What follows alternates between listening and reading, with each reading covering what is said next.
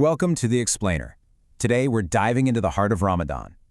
Now this is a month that many people connect with, not eating or drinking, but we're going to see how it's actually about something so much deeper. It's this incredible opportunity for a real personal transformation.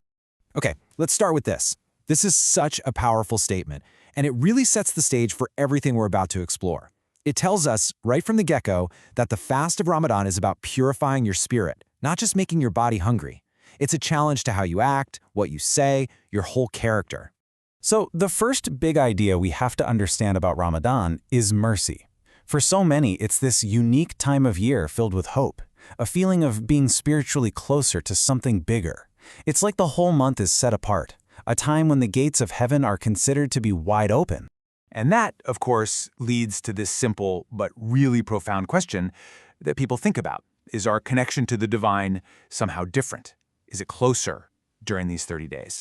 Well, the teaching is that, yes, Ramadan is a time of incredible mercy and forgiveness. The idea is that the gates of heaven are opened up and the gates of hell are closed. It's basically an open invitation, right?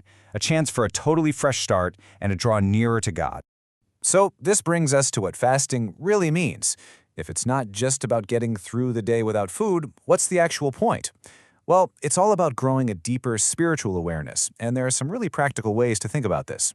You can almost think of it in two parts. There's the physical fast, no food, no drink. That's kind of the outer shell. But the inner part, the spiritual fast, that's where the real work is. It's a conscious effort to fast from things like anger, gossip, and being dishonest.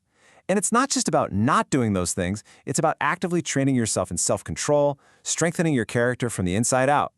And you see this principle in action in everyday life.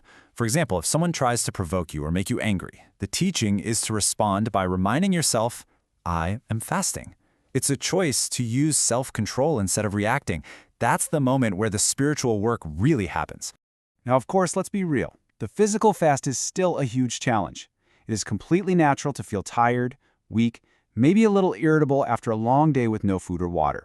And this is where that test of patience really comes into play. But that physical struggle, it's actually seen as a huge opportunity. You can reframe it. Those moments of hardship, they aren't just things to suffer through. They're invitations to practice patience. By remembering the spiritual why behind the physical test, the difficulty itself becomes a really meaningful part of the journey. You're turning that feeling of weakness into a source of real inner strength.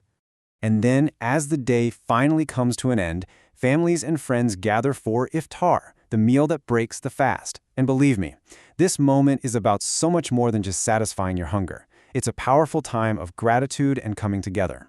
Iftar is really defined by this feeling of gratitude. You're grateful for the food, for sure, but also for the family and community you're sharing it with. And you're grateful for having the strength to get through the day's fast. It's also a moment to really appreciate the effort of those who prepared the meal, who were often fasting themselves while they cooked. But the spirit of Ramadan doesn't just stay with you personally. It has to extend outwards into the community. And that happens through the joy of giving. Charity is an absolute cornerstone of this month, and it's how that internal discipline becomes a public good. It's about empathy, reminding us that we're all connected. And the process itself is just beautifully simple. It starts with just seeing a need in your community. Then you go out, purchase food and other essentials, and then you distribute them with kindness, with a smile. It's this simple, powerful cycle of compassion in action. And what drives this act of charity is an absolutely incredible teaching. The reward you get for feeding someone who is fasting is just as great as the reward for fasting yourself. I mean, think about that for a second. It perfectly connects your own personal discipline with your responsibility to the community. It creates this amazing social fabric where one person's spiritual growth directly helps someone else. So when you put it all together, you see that Ramadan isn't really a month of deprivation at all.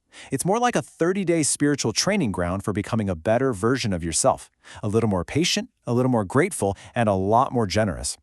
And that leaves us with a question to really think about. What's one thing you could change for the better?